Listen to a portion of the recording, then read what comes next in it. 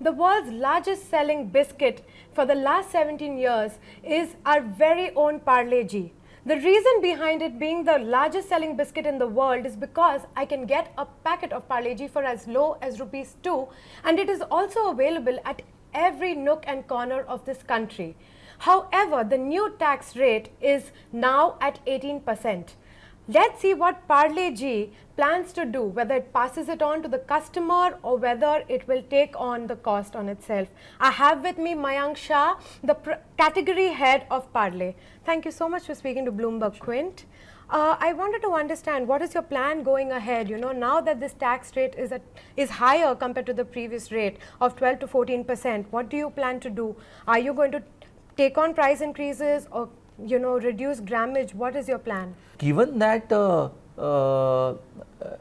there would be resistance coming from retailers also to sell a pack which is not available at a convenient price slot or a price point. ₹5 becomes a convenient price point compared to a ₹6 or something like that, and hence ideally we would like to keep it at or maintain price point of ₹5.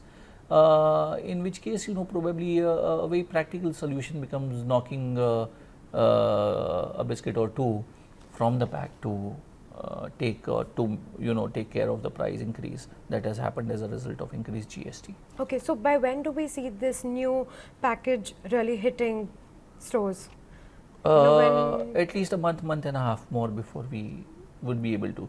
Also, will this have an impact on your volumes? Because Parle G has typically been a volume driven game from day one for the company. Of course it would impact on volumes, and as I had earlier shared also that somehow this is going to be a lose game for everybody rather than a win-win situation. To what an extent do you see an impact on volumes initially? We will see